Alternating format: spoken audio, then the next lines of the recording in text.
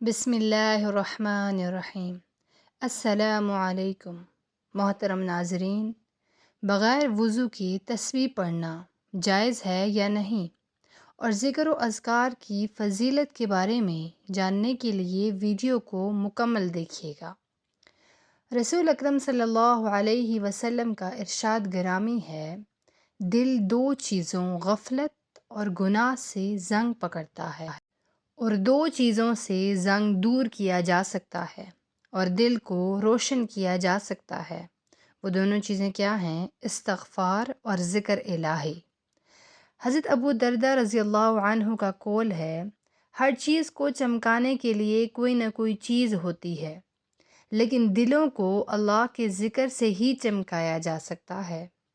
علامہ ابن قیم رحمۃ اللہ علیہ فرماتے ہیں کہ ایک مرتبہ حضور اکرم صلی اللہ علیہ وسلم نے مکہ شریف کے سفر کرتے ہوئے جمدان پہاڑ سے گزرتے ہوئے ارشاد فرمایا، مخدون سبقت لے گئے۔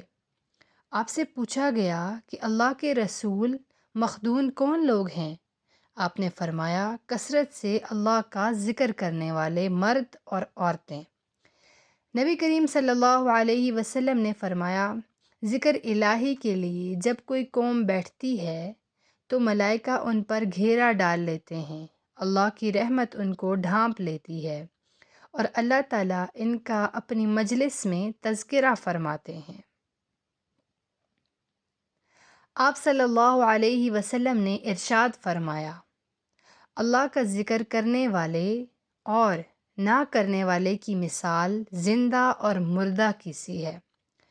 حضرت ابو ہریرہ رضی اللہ تعالی عنہ نے رسول اللہ صلی اللہ علیہ وسلم سے روایت کیا ہے کہ آپ صلی اللہ علیہ وسلم نے فرمایا، اللہ عز و جل ارشاد فرماتے ہیں، میں اپنے بندے کے ظن کے مطابق اس سے معاملہ کرتا ہوں۔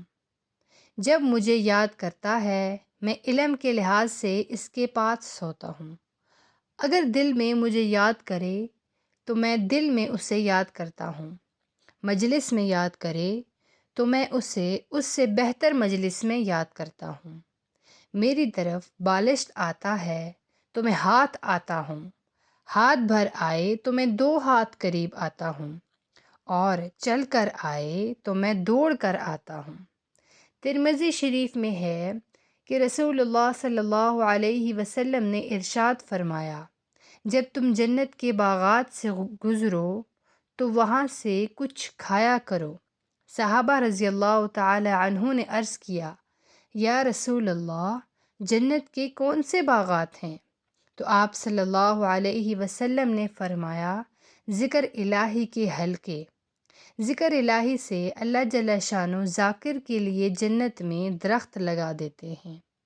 حضرت عبداللہ بن مسعود رضی اللہ تعالی عنہ سے مروی ہے کہ رسول اللہ صلی اللہ علیہ وسلم نے فرمایا، معراج کی رات ابراہیم علیہ السلام سے میری ملاقات ہوئی تو فرمانے لگے، اے محمد، میری طرف سے اپنی امت کو سلام دینا اور کہنا، جنت کی زمین نہایت اعلیٰ ہے اور اس کا پانی بھی میٹھا ہے اور نمکین ہے، مگر وہ صاف میدان ہے اور اس کے پودے ہیں سبحان اللہ، الحمدللہ، لا الہ الا اللہ، اللہ اکبر۔ ذکر الہی سے جو انعامات حاصل ہوتے ہیں وہ دیگر اعمال سے نہیں ہوتے۔ حضرت ابو ہریرہ رضی اللہ تعالی عنہ سے مروی ہے کہ رسول اللہ صلی اللہ علیہ وسلم نے فرمایا، جو شخص 100 مرتبہ لا الہ الا اللہ وحدہ لا شریک لہ لہ الملک ولہ الحمد وہو علی کل شیء قدیر پڑھے، اسے 10 غلام آزاد کرنے کا ثواب ملتا ہے، 100 نیکیاں اس کے نامہ اعمال میں لکھ دی جاتی ہیں، اور صبح سے شام تک وہ شیطان کے شر سے محفوظ رہتا ہے، اور اس کے عمل سے بڑھ کر کسی کا عمل افضل والا نہیں ہوتا، الا یہ کہ اس سے بڑھ کر کوئی عمل کرے۔ اور جو شخص دن میں 100 مرتبہ سبحان اللہ و بحمدہ کہے، اس کے تمام گناہ معاف ہو جاتے ہیں، خواہ وہ سمندر کی جھاگ کے برابر ہوں۔ عبداللہ بن بصر رضی اللہ عنہ فرماتے ہیں، ایک شخص نے عرض کیا، اللہ کے رسول صلی اللہ علیہ وسلم، احکام کی مجھ پر بہت کثرت ہو چکی ہے، لہٰذا آپ مجھے کوئی آسان سی چیز بتا دیں جس پر میں عمل کرتا رہوں۔ آپ صلی اللہ علیہ وسلم نے فرمایا، تیری زبان ہمیشہ اللہ کے ذکر سے تر رہنی چاہیے۔ حضرت جابر بن عبداللہ رضی اللہ تعالی عنہ فرماتے ہیں، میں نے رسول اللہ صلی اللہ علیہ وسلم سے سنا، آپ صلی اللہ علیہ وسلم نے فرمایا، افضل ذکر لا الہ الا اللہ ہے اور افضل دعا الحمدللہ ہے۔ رسول اکرم صلی اللہ علیہ وسلم نے فرمایا، جو قوم اللہ کا ذکر کرتی ہے تو فرشتے انہیں اپنے گھیرے میں لے لیتے ہیں اور رحمت انہیں ڈھانپ لیتی ہے اور ان پر رحمتیں نازل ہوتی ہیں۔ اللہ تعالیٰ بطور فخر ان کا تذکرہ اپنے فرشتوں سے کرتا ہے۔ آپ صلی اللہ علیہ وسلم نے ارشاد فرمایا، جو لوگ اپنی مجلس میں اللہ کا ذکر نہیں کرتے تو ایسی مجلس باعث حسرت اور نقصان دہ ہوتی ہے۔ اللہ اگر چاہے تو انہیں عذاب دے اور اگر چاہے تو معاف کر دے۔ محترم ناظرین، کیا بغیر وضو کے تسبیح پڑھ سکتے ہیں یا تسبیح پڑھنے کے لیے وضو کرنا ضروری ہے؟ اسی طرح ایک اور سوال بھی کیا جاتا ہے کہ کیا بغیر وضو کے ہم تسبیح کو چھو سکتے ہیں؟ اسے ہاتھ میں پکڑ کر ذکر و اذکار کر سکتے ہیں یا تسبیحات ہاتھ میں پکڑنے کے لیے، چھونے کے لیے وضو کا ہونا ضروری ہے؟ جیسے بغیر وضو کے تسبیح پڑھنا، ذکر و اذکار کرنا جائز ہے یا نہیں؟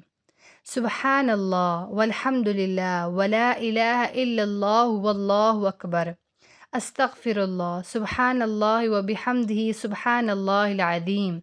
اللہ کا ذکر کرنا، تسبیحات کرنا اور اسی طرح درود پاک پڑھنا اللہ رب العالمین کی ہمارے اوپر یہ خاص رحمت ہے۔ اللہ تعالیٰ نے اپنا ذکر کرنے کے لیے اور آپ علیہ السلام پر درود سلام پڑھنے کے لیے وضو کا ہونا شرط نہیں رکھی۔ اللہ کی یہ خاص رحمت ہے کہ ہم بغیر وضو کے اللہ تعالیٰ کا ذکر کر سکتے ہیں، تسبیحات پڑھ سکتے ہیں، حمد و ثنا کر سکتے ہیں، درود سلام پڑھ سکتے ہیں، یہ بالکل جائز ہے۔ اور اسی طرح تسبیح کو ہاتھ میں پکڑ کر ذکر و اذکار کرنا، تسبیحات پڑھنا، یہ بھی بالکل جائز ہے۔ تسبیحات بغیر وضو کے پڑھنا، اس کے لیے بھی وضو کا ہونا ضروری نہیں ہے۔